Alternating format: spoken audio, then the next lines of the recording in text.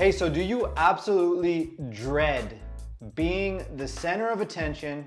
If so, you're in the right place, because I'm gonna help you understand why being the center of attention is so intense for you. And then I wanna give you some practical tips for how you can start owning being the center of attention like you deserve to. Okay, so let's dive right in. Let's talk about this right now.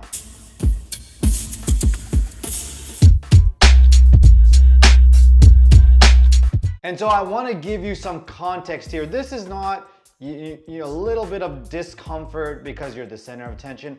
I'm talking utter panic and terror. So it feels like you're put on the spot, you're the center of attention. It feels like you can't escape. The walls are closing in. You're going completely blank. So this is the inner turmoil I'm going to be talking about. Okay. So when you go into that extreme reaction, when you're the center of attention, this is an indication that you have an extreme stress response.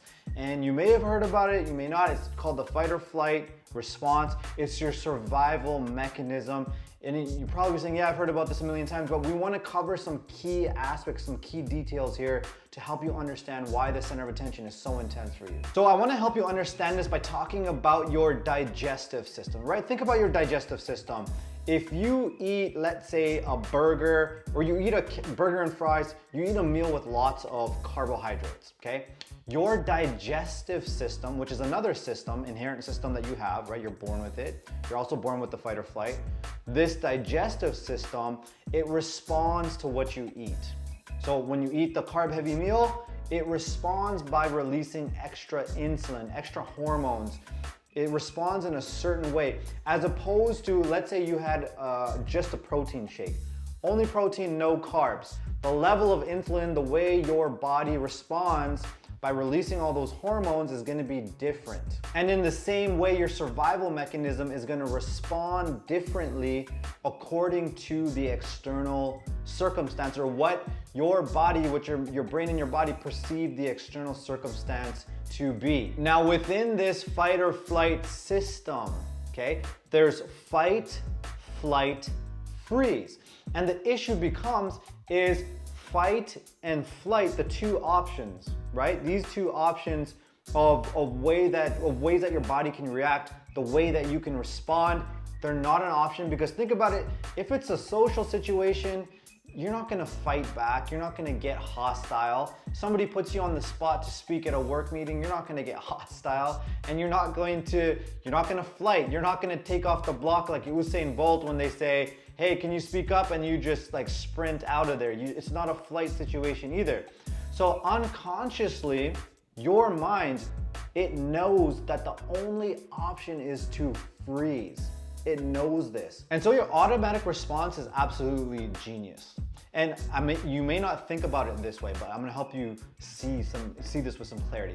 So if you were in the woods with a bear, and it's another situation where you can't escape. If you run, the bear's faster than you. You know that.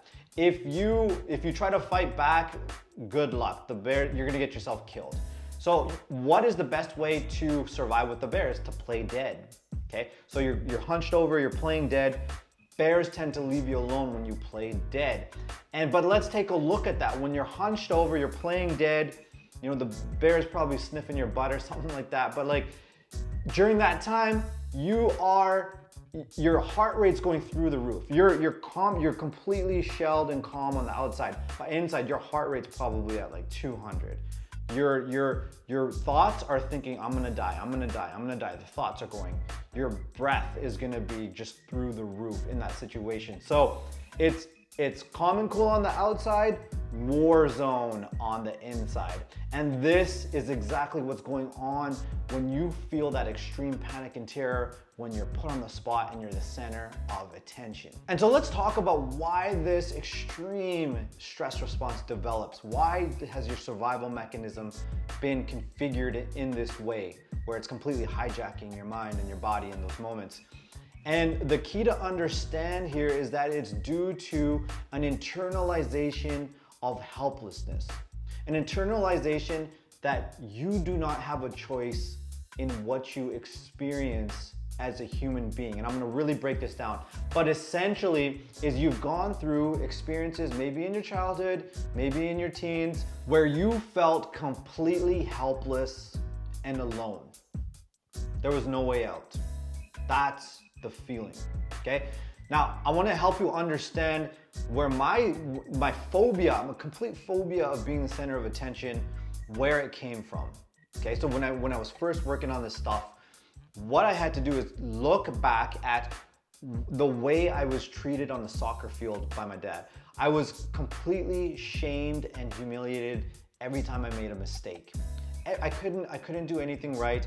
I remember one time, so for example, one time I was playing goalie, and so I'm in the goalie, I got these big like oversized mitts, they don't even fit, but I'm playing goalie, I'm about 10 years old, and I try to like dive and kind of save the ball from going in the net, and it hits a pothole and bounces the other way. So it wasn't even my fault. But what happened is my dad was completely screaming my name. Rubin, what the hell is wrong with you? What the hell are you doing, right? Screaming at me, just going at it, keeps going and going, screaming. And let's peel that back. 10-year-old kid, I look up, the parents are looking at me, they're kind of like, dude, what the hell's going on? Like, they're kind of half sorry for me, but they can't jump in. They don't want to, ruffle any feathers there. And then all the players are looking at me, and I'm looking around. I'm absolutely helpless. I internalized, I can't get out, I can't run off the field, I'll get in trouble, can't fight back, I'll get shit kicked at home. What do I have to do? Freeze up, internalize this feeling like I don't have a choice here. I do not have a choice. That is what you really want to if you could take anything from this video, take this. The feeling like you don't have a choice. And so don't do what I did. Because being the center of attention was so overwhelming for me, I couldn't speak in front of people, right? Being put on the spot was just overwhelming for me. And so I had to fix it, or it was gonna cost me my career, right? So what did I do? I was going to Toastmasters, learning how to speak. Then I would go to improv classes, try to think on your feet and perform better on the spot, and these different tips and tricks. But that's not the core issue, it's the choice. And how do you know that? Is because other situations can trigger the same helpless feelings. For example, I used to find questions, when somebody would question me about something, harmless question, but I would feel like I'm backed into a corner. I have to come up with an answer. Oh my God, they're asking me a question. What do I say? And it's the same feeling. I don't have a choice. I'm helpless. What do I say? I'm on the spot. I'm backed into a corner. What do I do? And so the core message, this new narrative you have to build into yourself is you have a choice no matter what. You have a choice. It's not that, oh my God, how do I answer the question? It's, do I even want to answer the question? Do I choose to even answer it? That's when you get your power back.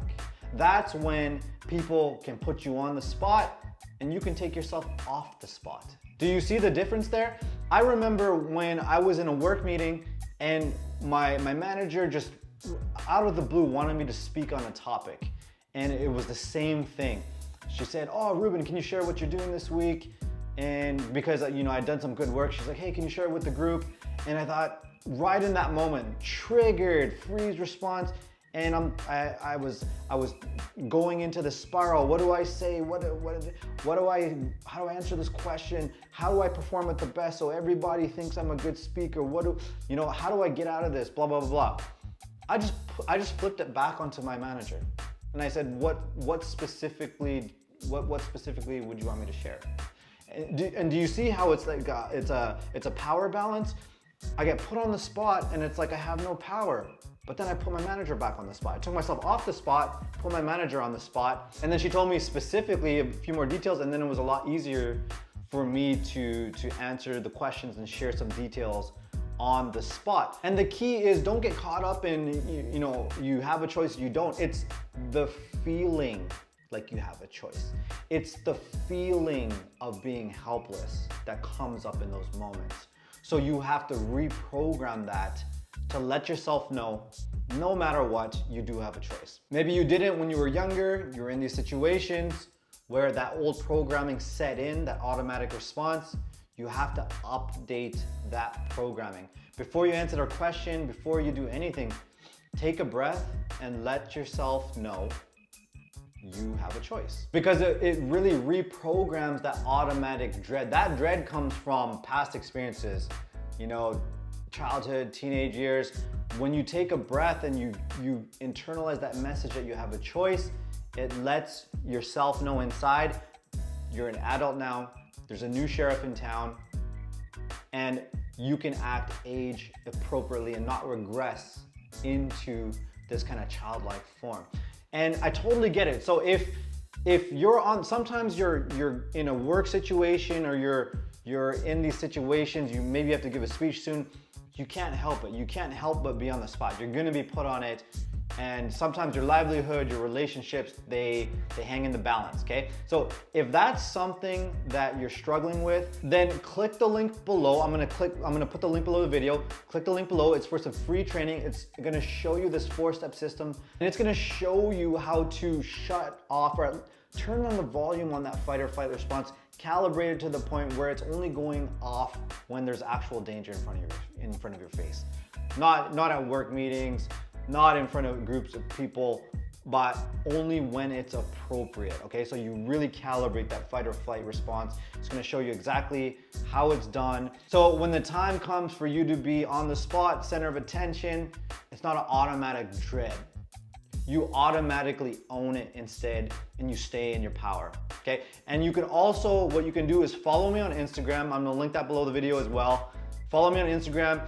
I post a ton of value on my profile, daily content, inspiration, and it's gonna really help you move you forward in your journey to being anxiety-free, to stop dreading these anxiety attacks and these stress responses when you're the center of attention, okay? So a ton of value on the profile. I hope you check it out, and I hope to connect with you on there, okay? So thanks for watching, and I will see you in the next video. All right, peace out.